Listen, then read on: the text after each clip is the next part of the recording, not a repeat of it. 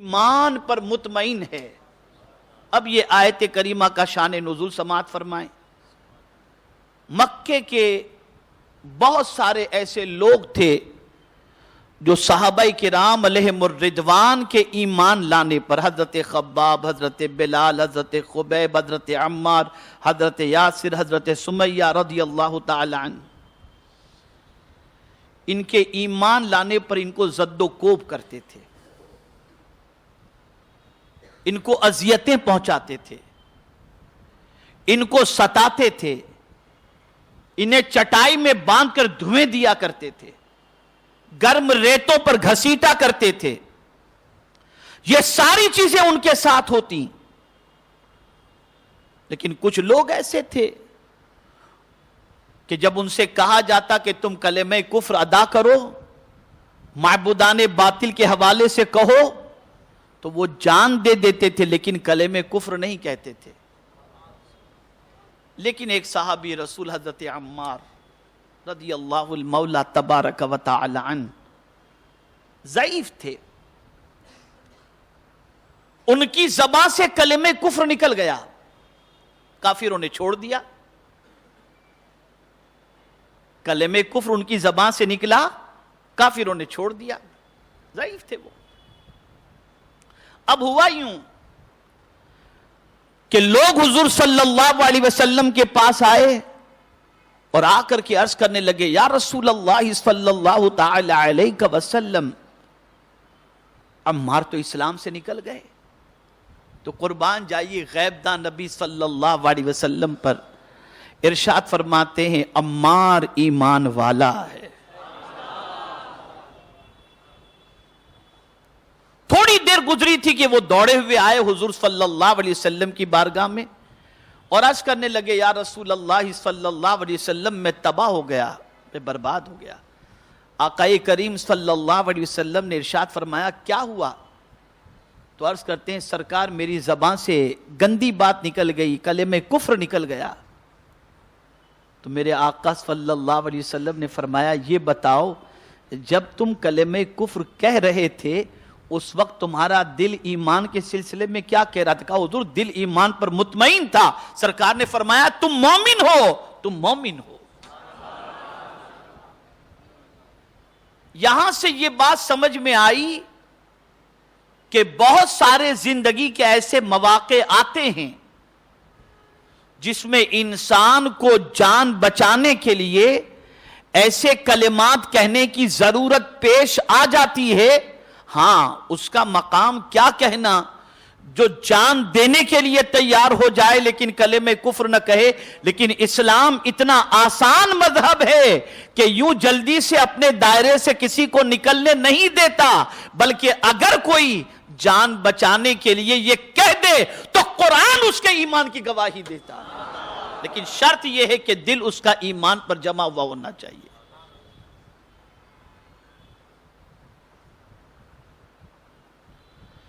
دل اس کا ایمان پر جمع ہوا ہونا چاہیے۔ پتا چلا ایمان کی جگہ دل ہے، دل، ایمان کی جگہ کون سی ہے؟ دل ہے۔ اور دل میں ایمان کو اس طرح سے رکھو کہ میرے پیارے آقا صلی اللہ تعالی علیہ وسلم کے پیارے دیوانوں کہ دل ہمارا ایمان سے جگمگا رہا ہو، اور یاد رکھیں جب ایمان دل کے اندر اتر جاتا ہے تو پھر پروردگار جل جلالہ اس کے دل سے ہر خوف کو نکال دیا کرتا ہے، ہر خوف کو نکال دیا کرتا ہے۔ اب چند ضروری باتیں اور آپ سماعت فرما لیں۔ اتفاق سے ہمارے ساتھی نے اچھا ایک مرتبہ درود شریف پڑھ لیں۔ اللہم صلی علی سیدنا و مولانا محمد معدن الجود والکرم وآلہ الکرام وابنہ الکریم وبارک وسلم صلاۃ وسلام علیک یا سیدی یا رسول اللہ صلی اللہ تعالی علیہ وسلم۔ میرے پیارے آقا صلی اللہ تعالی علیہ وسلم کے پیارے دیوانوں،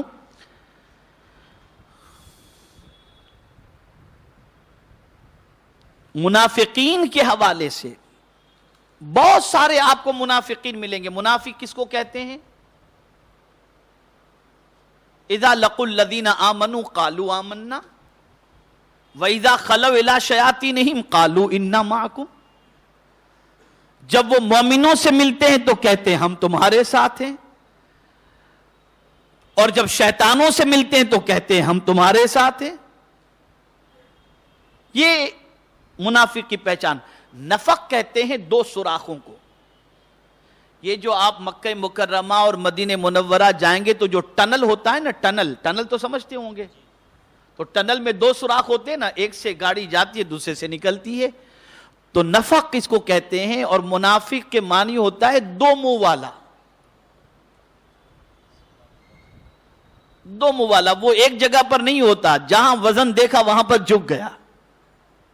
اسی لیے قرآن مقدس میں رب قدیر جل جلالہ نے منافقین کے حوالے سے فرمایا یقولون بافواہہم ما لیس فی قلوبہم، جو ان منافقین کے منہ اور زبانیں کہتے ہیں وہ ان کے دلوں میں نہیں ہے۔ منافق تو منہ دیکھ کر کے بات کرتا ہے،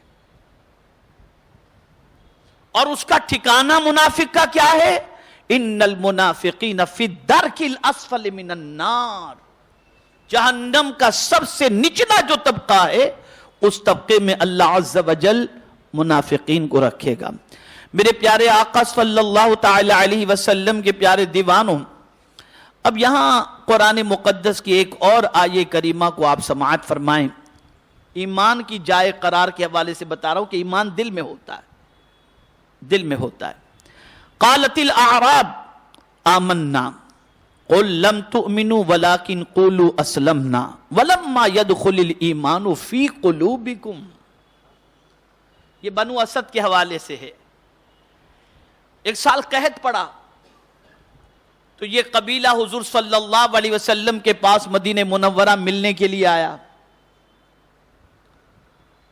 اور رسول اعظم صلی اللہ تعالی علیہ وسلم کے پاس آ کر کے کہتا ہے ہم اسلام لے آئے۔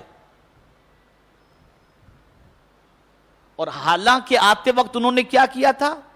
اپنے جانوروں کی پلیدی جو ہے وہ مدینے کی گلیوں کے اندر انہوں نے ڈالنا شروع کر دی تھی۔ دل میں ایمان نہیں تھا نا، لیکن حضور صلی اللہ علیہ وسلم کے پاس قحط کی پریشانی کی وجہ سے سرکار صلی اللہ علیہ وسلم کے پاس آئے تو آ کر کے کہنے لگے وہ اسلمنا، ہم اسلام لے آئے۔ تو پروردگار نے اپنے محبوب سے فرمایا قل لم تؤمنوا ولكن قولوا اسلمنا، یعنی انہوں نے کہا تھا ہم ایمان لے آئے، انہوں نے کہا تھا قالت الاعراب آمنا، ان لوگوں نے کہا، اعراب نے کہا، دیہاتیوں نے کہا کہ ہم ایمان لائے۔ تو پروردگار جل جلالہ نے کیا فرمایا اپنے محبوب سے قل لم تؤمنوا ولیکن قولوا اسلمنا، تم یہ نہ کہو کہ ہم ایمان لائے بلکہ یہ کہو کہ ہم اسلام لائے، یعنی آپ کی بات مانی، آپ کی اطاعت کی ہم نے۔ اور اطاعت اعضاء سے ہوتی ہے، اطاعت اعضاء سے ہوتی ہے، اعمال کا نام اطاعت ہے۔ قلب کے اندر تصدیق کا اگر جذبہ موجود ہے اللہ کے رسول کا، تب جا کر کے وہ ایمان ہوگا، وہ ایمان ہوگا۔ تو میرے پیارے آقا صلی اللہ علیہ وسلم کے پیارے دیوانوں، آگے رب قدیر نے فرمایا وَلَمَّا يَدْخُلِ الْإِيمَانُ فِي قُلُوبِكُمْ، ایمان ابھی تک تمہارے دلوں میں داخل نہیں ہوا۔ پتہ چلا کہ ایمان کی جائے قرار کیا ہے؟ بولیے کیا ہے؟ دل ہے۔ ایمان دل میں ہوتا ہے۔ میں انشاءاللہ اس کی وضاحت آپ کے سامنے کروں گا تو بہت اچھی طرح سے انشاءاللہ آپ کے ذہن کے اندر بات بیٹھے گی کہ سب سے پہلے اللہ پر ایمان لانا جو ہے تو ہمیں یہ دیکھنا ہے کہ ہم نے اللہ کو کیسا مانا۔ اپنے دل سے سوال پوچھیں گے تو دل اگر اس کی تصدیق کر دے کہ ہم نے اس طرح سے اپنے خدا کو مانا ہے، تب سمجھ لینا کہ ایمان دل میں اترا ہے۔ اگر دل اس کی تصدیق نہ کرے، زبان سے تو ہم کہیں کہ روزی کا رزاق اللہ ہے، زبان سے ہم کہیں، لیکن دل یہ کہتا ہو یار چلو کچھ الٹ پھیر کر ڈالو شاید روزی مل جائے، تو گویا زبان کچھ کہہ رہی ہے، دل کچھ کہہ رہا ہے۔ اگر دل یہ کہے کہ جس طرح سے چرند و پرند کو میرا مولا روزی دیتا ہے مجھے بھی روزی عطا کرے گا، آپ سمجھ لینا کہ آپ کا ایمان پختہ ہے، آپ کا ایمان پختہ ہے۔ میرے پیارے آقا صلی اللہ تعالی علیہ وسلم کے پیارے دیوانوں، اب ایک آیت جس پر مجھے گفتگو آج نہیں کرنی، کن کے دلوں میں اللہ نے ایمان کو نقش کر دیا ہے، یعنی آپ کیسے محسوس کریں کہ آپ کے دل کے اندر پروردگار نے ایمان کو نقش کر دیا ہے، یہ پتہ کب چلے گا؟ اس پر گفتگو انشاءاللہ العظیم آئندہ اجتماع میں آپ کے سامنے میں کرنے کی سعادت حاصل کروں گا۔ میرے پیارے آقا صلی اللہ تعالی علیہ وسلم کے پیارے دیوانوں، اس بات کو اچھی طریقے سے ذہن کے اندر محفوظ کر لیں کہ ایمان کی جائے قرار دل ہے، اور اپنے دل کو ہمیشہ ٹٹولتے رہنا چاہیے کہ ہمارا دل کہیں دنیا کی محبت میں اتنا تو گرفتار نہیں ہو گیا کہ ہم دنیا کی لالچ کی خاطر معاذ اللہ ایمان بھی بیچ دیتے ہیں اور اپنے ایمان سے ہاتھ دھو بیٹھتے ہیں۔ میرے پیارے آقا صلی اللہ علیہ وسلم کے پیارے دیوانوں، یہ بات اپنے دل و دماغ میں محفوظ کر لیں، ایمان سے بڑی دولت کوئی دوسری ہے ہی نہیں، سب سے بڑی دولت ایمان۔ اب یہاں ایک واقعہ میں اس سے پہلے کئی مرتبہ بہت سارے بڑے اجتماعات کے اندر آپ کے گوش گزار کر چکا ہوں، آج موضوع کی مناسبت سے اس واقعے کو آپ کے سامنے پیش کرتا ہوں۔ بامبے کی سرزمین پر، ممبئی کی سرزمین پر ایک کپل آیا، فرانس کا تھا وہ کپل، میاں بیوی تھے۔ یہ بہت پہلے کی بات ہے، تقسیم ہند سے پہلے کی بات ہے۔ آنے کے بعد وہ ایک بڑی ہوٹل کے اندر انہوں نے قیام کیا، اور اس کے بعد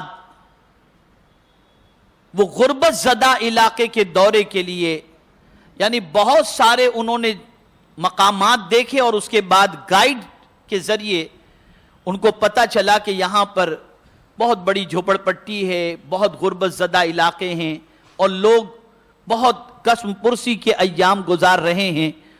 تو دونوں کے دلوں میں خیال ہوا کہ اس کو دیکھنا چاہیے، لیکن شوہر نے کہا کہ میں نہیں جاتا ہوں، ایسی گندگی والے علاقے میں جا کر کے میں اپنی طبیعت خراب نہیں کروں گا، تمہیں جانا ہو تو جاؤ۔ خاتون نکلی گائیڈ کے ساتھ، جھوپڑ پٹی کے علاقے میں پہنچی تو کیا دیکھتی ہے کہ تنگ گلیاں، اور ایک گھر کے اندر، ایک جھوپڑے کے اندر کئی لوگ رہ رہے ہیں۔ اسے حیرت ہوئی کہ جتنے بڑے ہمارے باتھ روم ہیں اتنے بڑے تو کمرے ہیں، اس کمرے کے اندر اتنے لوگ رہ رہے ہیں۔ اسے حیرت ہوئی، اور اسی حیرت و استعجاب کے عالم کے اندر وہ ایک ایک جھوپڑے کے قریب سے گزر رہی تھی۔ تو کوئی پسینے میں شراب، اور آپ میں سے بہت سارے ماہم دھاراوی کی اور ادھر ادھر کی جھوپڑ پٹی آپ دیکھے ہوں گے، تو آپ کو معلوم ہوگا کہ لوگ جھوپڑے کے اندر کس طریقے سے رہتے ہیں۔ پردہ ہٹا ہوا ہوتا ہے، بنیان پہنے ہوئے ہوتے ہیں، تہبند پہنے ہوئے ہوتے ہیں، اور بچے جو ہے وہ نالیوں کے اندر جو ہے وہ پیشاب پاخانہ کرتے ہوتے ہیں۔ بڑی عجیب سچویشن ہوتی ہے۔ وہاں سے وہ گزری تو سب کے گھروں سے گزرتے ہوئے کوئی ٹی وی دیکھ رہا ہے، تو کسی کی کیا پوزیشن، کسی کی کیا پوزیشن، لیکن ایک گھر کے قریب پہنچی تو اس کی حیرت کی انتہا نہ رہی۔ ایک خاتون مصلی بچھا کر کے نماز پڑھ رہی تھی۔ اسے حیرت ہوئی کہ یہ خاتون نماز پڑھ رہی ہے، وہ رک گئی وہاں پر۔ خاتون نے جب سلام پھیرا تو اس کے چہرے پر ایک چمک تھی، خاتون کے چہرے پر۔ تو اس فرانس سے آئی ہوئی خاتون نے اس مسلمہ خاتون سے پوچھا کہ میں تقریباً جھوپڑے دیکھ کر کے آئی، چہرے افسردہ، پسینے سے شرابور، لیکن تیرے چہرے پر میں اطمینان دیکھ رہی ہوں۔ اے خاتون، یہ بتا کہ اتنے چھوٹے سے جھوپڑے میں رہتے ہوئے کس چیز نے تجھے مطمئن کر رکھا ہے؟ کس چیز نے مطمئن کر رکھا ہے؟ وہ خاتون جواب میں کہتی ہے جو گائیڈ تھا اور ہندی جانتا تھا اردو جانتا تھا، اس سے اس نے کہا، وہ ٹرانسلیٹ کر کے اس کو بتا رہا تھا، تو اس نے خاتون نے اس سے کہا کہ دیکھو ایک سوال میں آپ سے پوچھنا چاہتی ہوں۔ اس نے کہا پوچھئے۔ کہا یہ بتائیے کہ آپ محل میں رہتی ہیں، بڑے بنگلوں میں رہتی ہوں گی، کیا آپ محل میں رہنے کے بعد پرماننٹ زندہ رہیں گی یا ایک نہ ایک دن مریں گی؟